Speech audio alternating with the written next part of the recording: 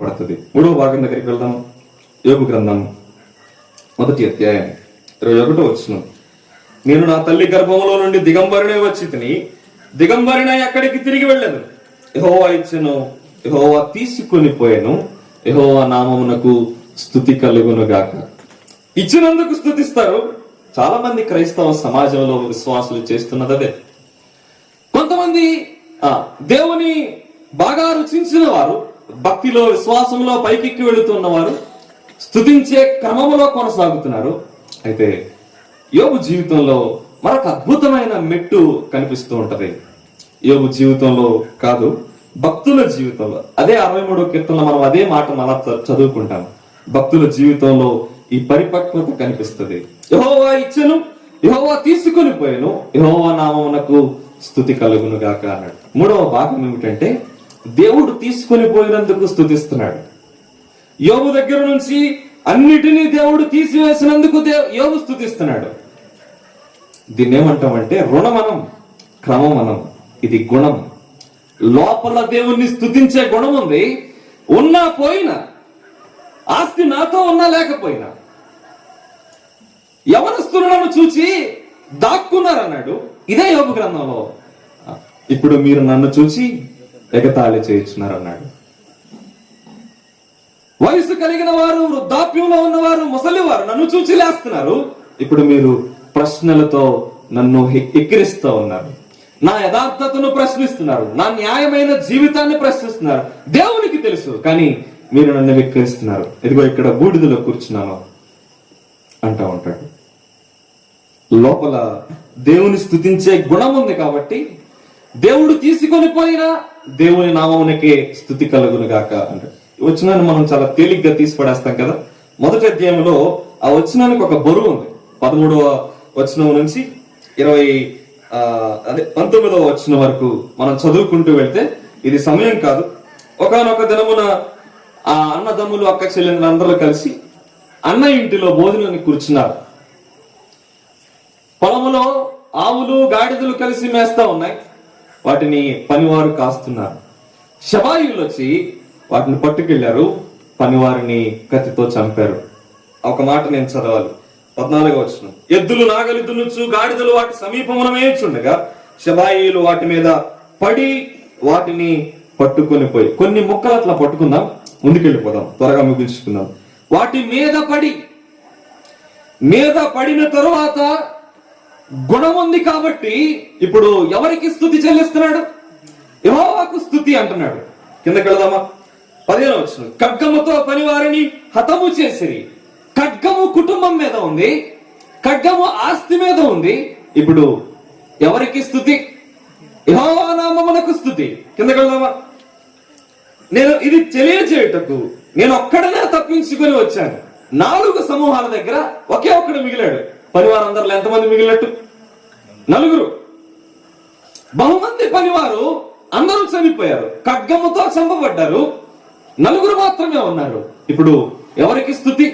యెహోవా నామమునకు స్తుతి. కొంచెం కిందకి వెళదామా? 16వ వచనం. అతడు ఇంకా మాట్లాడుచుండగా మరి ఒకడు వచ్చి దేవుని అగ్ని ఆకాశము నుండి పడి మీద పడిన అనుభవంలో నుండి స్తుతి వస్తా ఉంది.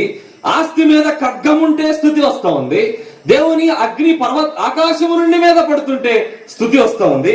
కొంచెం కిందకి వెళ్దామా? 17వ వచనం. అతడు ఇంకా మాట్లాడుచుండగా మరి ఒకడు వచ్చి కల్దీల 3 సమూహములు వచ్చి ఒంటెల మీద పడి వాటిని కొనిపోయి ఖడ్గము చేత పనివారిని చంపిరి. ఆస్తి మీద, కుటుంబం మీద, పనివారి మీద 3 సమూహాలు పడుతున్నాయి. ముమ్మాటికి స్తుతి చెల్లిస్తూనే ఉన్నాడు. గొప్ప సుడిగాలి ఆ ఇంటిని కొట్టగా అందరూ చనిపోయారు.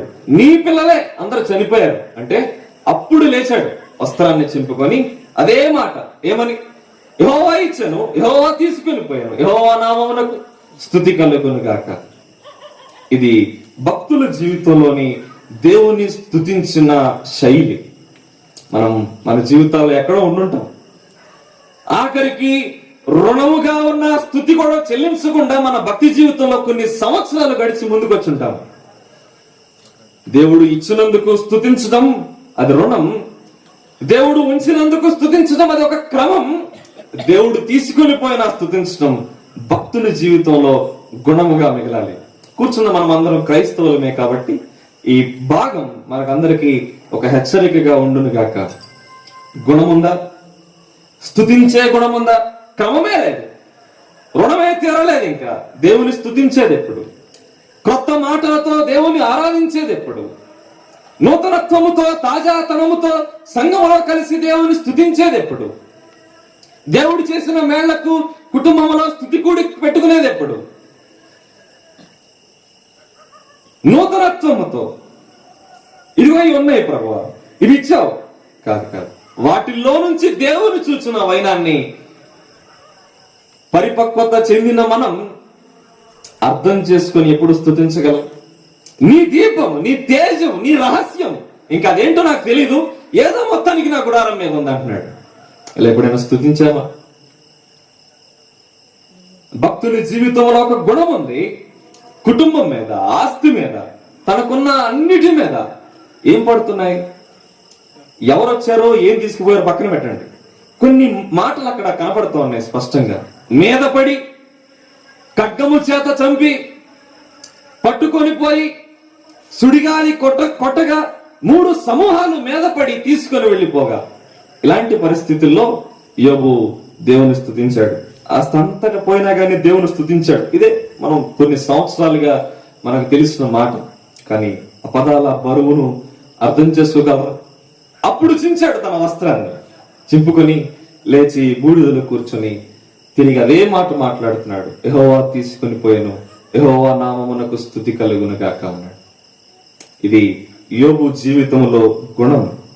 ఇందులో దేవుడు మనకు ఎలా అర్థమవుతున్నాడు? యోబు మొదట భాగంలో దేవుని స్తుతించాడు, సమస్తమును అనుగ్రహించి ఆశీర్వదించే దేవుడుగా కనిపిస్తున్నాడు. ఈ కుటుంబంలో కూడా అదే జరిగింది. ఉంచినందుకు దేవుని స్తుతించాడు. ఆయన సర్వశక్తుడు కాబట్టి అన్ని తన ఆధీనంలో ఉంచుకొని భద్రపరిచాడు. ఈ కుటుంబంలో కూడా అదే జరిగింది. యోబు గుణాన్ని బట్టి దేవుని స్తుతించాడు. యోబు గ్రంథం 16వ అధ్యాయం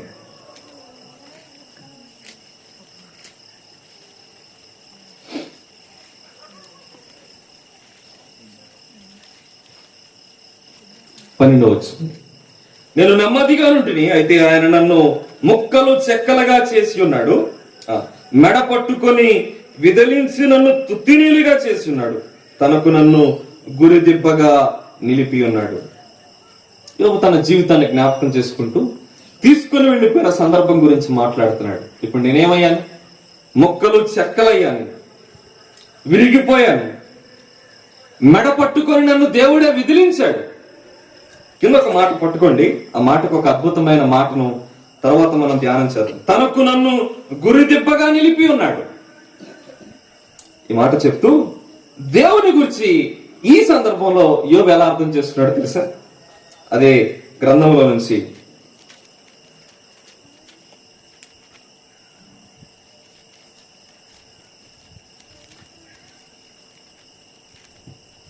ఇరవై 23వ అధ్యాయం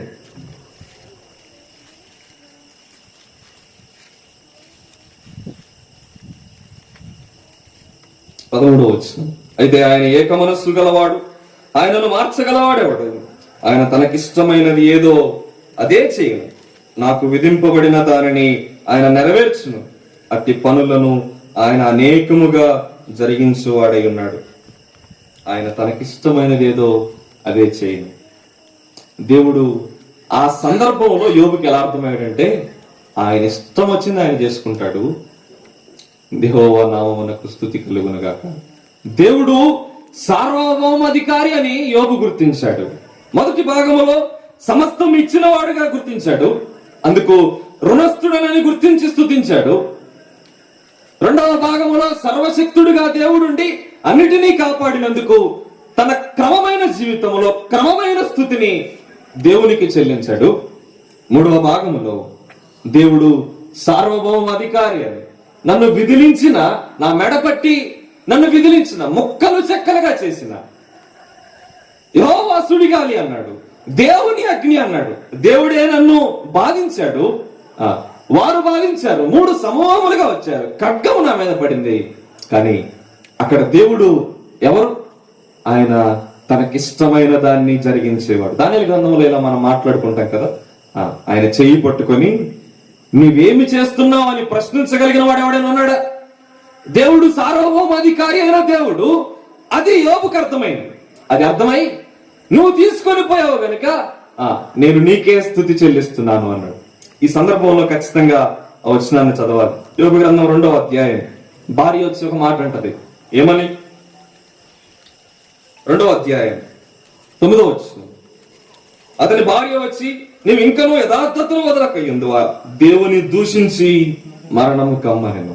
స్తుతించడం మానిక ఈ నోటి నుంచి యథార్థతను విడు, న్యాయవంతుడిగా జీవించడం మాను. అన్నీ పోయే, ఇప్పుడు నీ నోటి నుంచి దేవుని దూషించి చచ్చిపోరాదు అన్నాడు. అప్పుడు యోబు ఏమన్నాడు? అందుకు అతడు, మూర్ఖురాలు మాట్లాడినట్లు నీవు మాట్లాడుతున్నావు, మనం దేవుని వలన మేలు అనుభవించదుమా, కీడును మనం అనుభవింప తగదా అన్నాడు.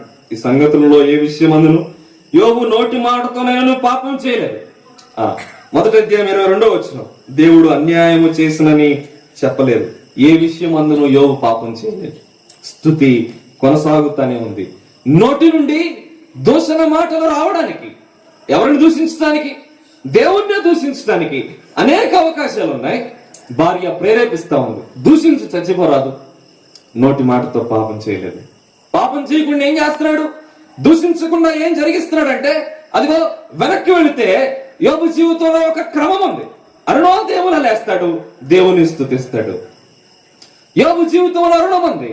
అన్నిటినీ నీవే నాకు ఇచ్చావు, నీకే స్తుతి కలుగును గాక అన్నాడు. ఏ విషయం అందు యోబు పాపం చేయలేదు, దేవుని దూషించలేదు, నోరు పరిమితులు దాటి వెళ్ళలేదు. యెహోవా తీసుకొని పోయినందుకు దేవుని సార్వభౌమాధికారాన్ని యోబు గుర్తించాడు. 3 లక్షణాలు దేవుని గురించి మనం చూసాం. 3 లక్షణాలు స్తుతించే విషయంలో భక్తుని గురించి మనం చూసాం.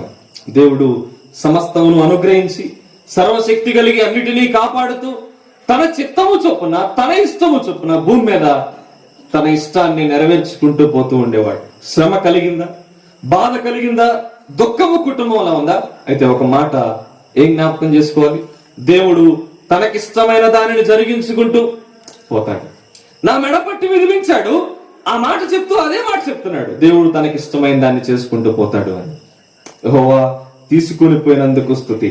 దేవుని స్తుతించే విషయంలో భక్తుల జీవితంలో మనం చూసేది ఏంటంటే స్తుతించడం ఒక గుణం. 63వ కీర్తన చదువుదామా?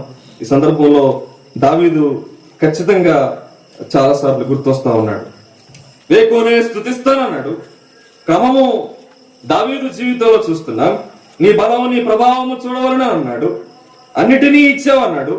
కిందకి వెళదామా? 7వ వచనం నుంచి. నీవు నాకు సహాయకుడు అయి ఉంటివి, నీ రెక్కల చాటున శరణుజొచ్చి ఉత్సాహధ్వని చేసేదను. నా ప్రాణము నింటూ అంటి వెంబడించున్నది, నీ కుడి చేయి నన్ను ఆదుకొనుచున్నది. నా ప్రాణమును నశింపజేయవలనని వారు దానిని వెదకుచున్నారు. వారు భూమి క్రింది చోట్లకు దిగిపోదురు, బలమైన ఖడ్గమునకు అప్పగింపబడుదురు, నక్కల పాలగుదురు. రాజు దేవుని బట్టి సంతోషించును. శ్రమలున్నాయి, ఎవరు వస్తున్నారో వారు ఏం చేస్తున్నారో చెప్పాడు. ఈ సందర్భంలో ఇతను బాధించబడుతూ ఒక మాట చెప్పాడు, రాజు దేవుని బట్టి సంతోషించును.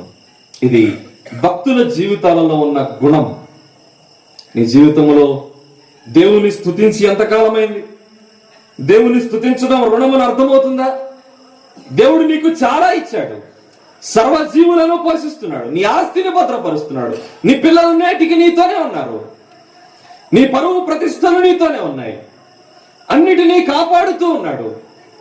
దేవుని స్తుతించే విషయంలో రుణపడి ఉన్నావని అర్థమవుతుందా? ఆయన మానవాళికి ఇలాంటివన్నిటినీ అనుగ్రహించడం మాత్రమే కాదు, దేవుడు మానవాళికి అన్నిటికంటే శ్రేష్టమైన ఆశీర్వాదాన్ని ఇచ్చాడు. భౌతిక సంబంధమైన, ఇహలోక సంబంధమైన ఆశీర్వాదం కాదు. అపోస్తుల కార్యముల గ్రంథంలో 3వ అధ్యాయం 26వ వచనాన్ని మనం చదువుకుందాం. అపోస్తుల కార్యముల గ్రంథం 3వ అధ్యాయం. దేవుడు తన సేవకుని పుట్టించి మీలో ప్రతివానిని వాని దుష్టత్వం నుండి మళ్లించుట వలన మిమ్మల్ని ఆశీర్వదించుటకు ఆయన మొదట మీ వద్దకు పంపెనని చెప్పాను. దేవుడు ఈ లోకమును ప్రేమించి తన ద్వితీయ కుమారుని లోకములోనికి పంపించాడు. మిమ్మల్ని దుష్టత్వంలో నుండి మళ్లించుట వలన మిమ్మల్ని ఆశీర్వదించవలనని తన సేవకుని మీలో పుట్టించాడు. యోబుకు ఇచ్చిన ఆశీర్వాదము కంటే గొప్పగా, యోబు ఆస్తి ఆశీర్వాదము కంటే గొప్పగా, యోబు తన పనివారు, తన ఆస్తి, తన కుటుంబం భద్రత చేయబడటం కంటే గొప్పగా మానవాళి అందరికీ ఆయన జరిగించిన మేలేమిటంటే దుష్టత్వములో నుండి మళ్లించుట వలన మిమ్మల్ని రక్షించి మిమ్మల్ని ఆశీర్వదించడానికి తన ప్రియ కుమారుడిని, తన సేవకుడిని అనుగ్రహించాడు. కాలం సంపూర్ణమైనప్పుడు ఆయన కన్యకకు జన్మించాడు. ఆయన పేరు యేసుక్రీస్తు ప్రభువు. దేవుని ప్రత్యక్షత శరీరముగా యేసుక్రీస్తులో మనకు కనబడతా ఉంది. కొలసీ రాసిన పత్రిక 2:9 మనం చూస్తాము. దేవుడు మానవులను ఆశీర్వదించడానికి, మానవులకు శాశ్వత కాలానికి సంబంధించిన ఆశీర్వాదాన్ని అందించడానికి తన సేవకుని పుట్టించాడు. యోబుకి ఇచ్చిన దానికంటే శ్రేష్టం అది. యోబుకు కుమారులు కుమార్తెలు అనుగ్రహించబడడం కంటే శ్రేష్టం అది. ఎలాగనగా మనకు ఒక శిశువు పుట్టెను, మనకు కుమారుడు అనుగ్రహించబడెను. ఆయన భుజము మీద రాజ్యభారముండును. ఆశ్చర్యకరుడు, ఆలోచనకర్త. ఆయన మనకు అనుగ్రహించబడ్డాడు. ఆశ్చర్య కార్యాలు చేసి, అద్భుత కార్యాలు చేసి మానవులను ఆశీర్వదించడానికి, సేవ చేయడానికి, పరిచర్య చేయడానికి ఆయన ఈ లోకంలోనికి వచ్చాడు. ఆయన ఏం చేశాడు? ఆయన ఈ లోకమునకు వచ్చి దుష్టత్వము నుండి మిమ్మల్ని మళ్లించుట వలన ఆయన ఎలా మళ్లించాడు? లోక పాపమును మోసుకొని పోవు దేవుని గొర్రెపిల్ల అని చెప్పబడింది. యేసుక్రీస్తు ప్రభువారు దేవుని గొర్రెపిల్లగా ఈ లోకానికి వచ్చి ఇక్కడ కూర్చున్నావే, నీ పాపము నా పాపం కాదు, సమస్త లోకము యొక్క పాపాన్ని మోసుకొని పోయాడు. ఆయన ఆశీర్వదించడానికి లోకంలోనికి వచ్చాడు. ఆయన ఆశీర్వదించడానికి వచ్చిన క్రమంలో